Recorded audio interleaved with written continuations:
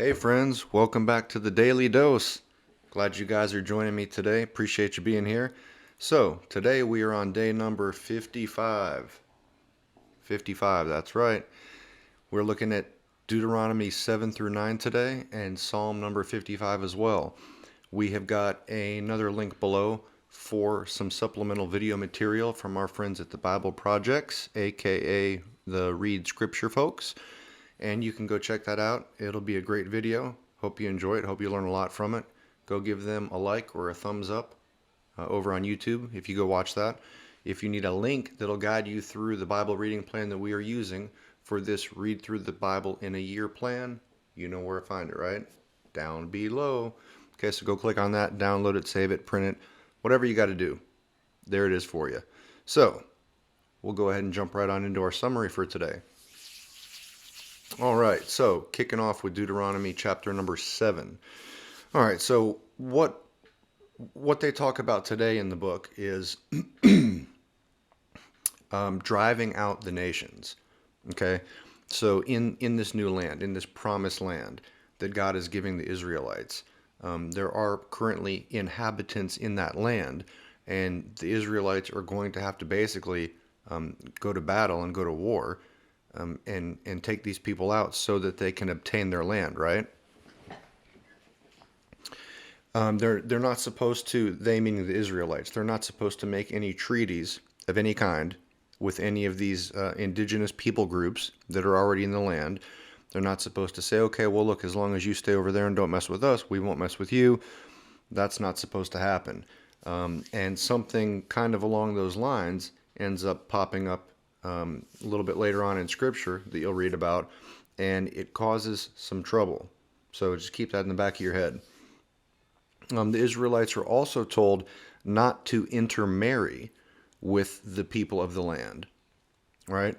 So they're not to be unequally yoked with people, the Canaanites, the people that are predominantly worshiping idols and engaged in all kinds of they're just not God's people, and they're not loving God, and they're not living for God. That's for sure, to say the least. And again, this is this is similar to what we talked about the other day, and we see this quite a bit in the Old Testament, where Israel, the Israelites, they're going to battle. They're going to take this land that God's given them, and we read time and time again that the Israelites are supposed to be basically clearing everybody out, killing everybody. Don't leave anything behind, because those people are like a cancer that will get into the Israelites one way or another. So it can be difficult when we hear that. When we hear God saying, go kill all these people. Don't let anybody live. Don't let anybody survive. It can seem kind of harsh, but let me tell you guys one thing that that a lot of the Canaanite tribes, I don't know how many, so it may be not a lot, but we know for a fact that a lot of the pagan tribes over on the other side of the Jordan, in the Promised Land, that they worshipped a god called Molech. Okay, and you'll read about this later on as we go through the scripture. But Molech was a predominant pagan god that was worshipped. And it turns out that one of the ways that Molech was worshipped is there was a small, like, little carving of this Molech god, and he had his arms out, and it was made of some sort of metal. They would take this little idol, this little carved image of Molech, and they would heat it up. They would heat it up to the point where its arms and the metal was red hot. And they would heat it up until it got white hot, to the point just before it would melt. I'm not sure what kind of metal it was, but it was pretty stout, because it could get heated up till it was just glowing and still not melt. What they would do is they would take a baby. Yeah, that's right. A child, a baby. They would take a baby and sacrifice the baby to Molech. They would lay the baby down in the arms of this glowing red hot idol, and the baby would burn to death. Okay? This is the caliber of people that we're talking about, that God is talking about when he's telling the Israelites that they need to go into the land and wipe everybody out. Okay, this is the type of stuff that we're thinking about when that we that this is the kind of stuff that we should be thinking about, or at least some of the stuff that could help us to understand, to the extent that we're able to, of why God is telling the Israelites to wipe these people out. So after we look at these these commands and talking about totally defeating the enemies, we also read about obedience will result in blessings, which is another common theme, right, that we've been reading about and that will continue to come up, especially for some of these conditional covenants that God made with the people. If you obey, I'll bless you. If you don't obey, then I'll curse you, or there will be consequences, right? So this is just a refresher that obedience to the Lord will result in blessing. There are also a couple of warnings coming up. It says, do not forget the Lord, right? And again, this is something that we talked about in our daily dose from yesterday, about not forgetting the Lord, not forgetting the things that he has done, not forgetting the miraculous works that he had done in the lives of the Israelites, right? And then the warnings continue, and in my paraphrase is, it's kind of saying to the Israelites, don't get cocky, don't think too highly of yourself.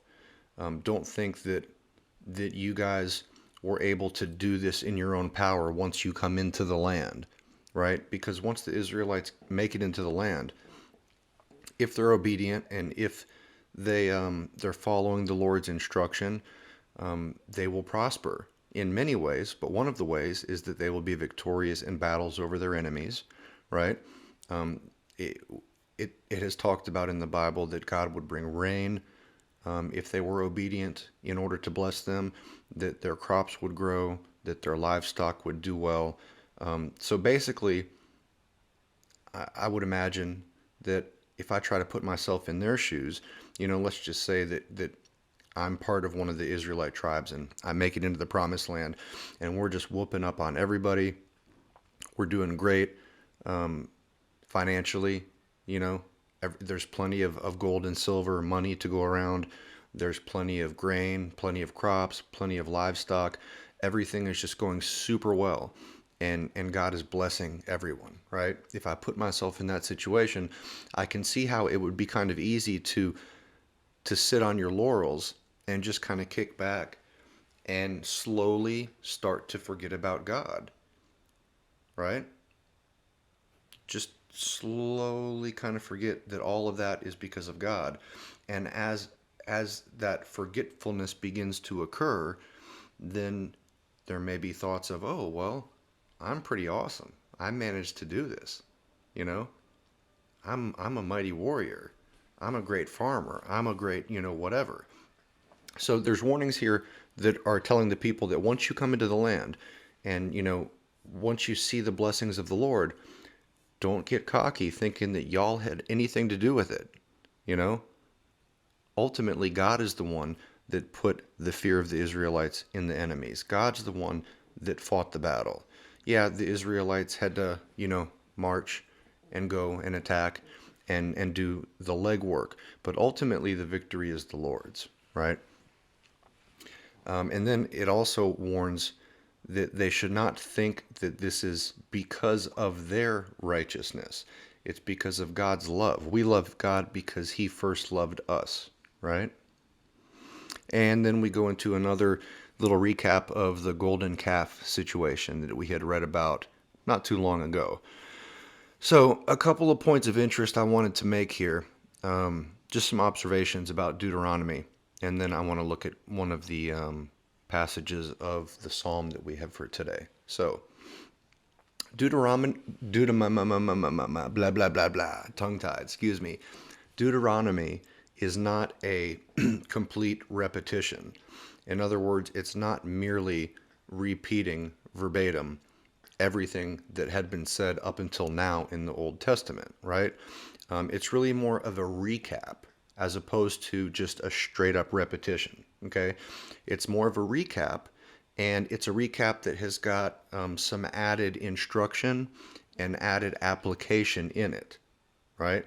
So if you start thinking, we've already read all of this, why are we reading it again? I'm just going to skip and, just go to the end of Deuteronomy and pick up with the next book of the Bible. Don't do that, because you will be missing out on some stuff. And, God says that all scripture is beneficial for a number of reasons. So, I would ask that you guys don't try to skip around, even though some of this seems repetitive, because there is some additional instruction and application that Moses gives in these sermons, for lack of a better term, that we read throughout the book of Deuteronomy. A question that some people have, and I had it first as well, is why go through the first 4 books again, right? Because that's basically what we're doing here in general. A lot of Exodus is being talked about, probably more than some of the other books. But basically, Deuteronomy is walking back through a history and a recap of everything that's happened from Genesis up until this point. Why would Moses do that? Well, I would venture to say that it's because the first generation of Israelites that had been taken out of Egypt in the Exodus, right? Because of their grumbling and complaining and their unbelief. Remember, God said that he was not going to let them go into the promised land. He would wait until that generation had died off. Once that generation died off, then he would bring the next generation into the promised land, okay? So at this point in time, they're getting ready to enter the promised land. It's safe to assume that the first generation had pretty much died off.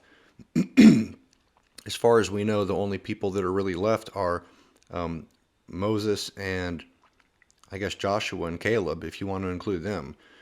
Everybody else has pretty much passed off the scene. So, with that being said, you've got this group of youngins that may not have been around or may not have been old enough at the time to have learned and understood the things that happened in the first 4 books. So this is kind of a retelling with instruction for this upcoming generation that was going to be entering into the promised land. Okay? The theme of Deuteronomy, you'll see it over and over and over again if you haven't noticed it. The theme of Deuteronomy is beware lest you forget what the Lord has done. Because that's a reoccurring pattern, remember? The people tend to forget what the Lord has done, and when they forget, that's when they start to get themselves into trouble. They get back into idolatry, they get back into sin. Forgetting what the Lord has done can be a root of all kinds of trouble in our lives. So I would exhort and encourage you guys, those of you who are believers in particular, to think back to things that the Lord has done in your life.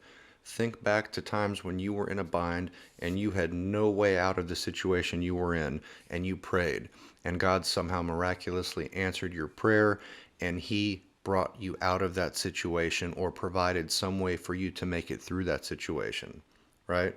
You don't have to be walking with the Lord for too long usually before you can start coming up with some of these things and say, oh yeah, I remember when God did that and when God did that.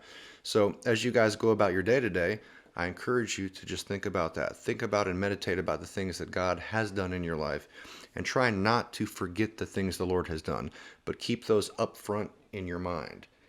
Just think about those, be grateful for those things, and just give God thanks for those things and give him honor and glory. So I was going to go over Psalm 55 verses 1 and 2 with you guys, but I've kind of drawn this out a little bit, so I'm going to go ahead and just end it here since our time is running a little bit short.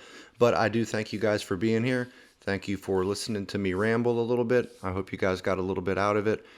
Show some love down below by giving a thumbs up or a like or commenting or subscribing or giving constructive criticism. Whatever you want to do, it's appreciated here. So thank you so much, and until we meet again, my friends, deuces.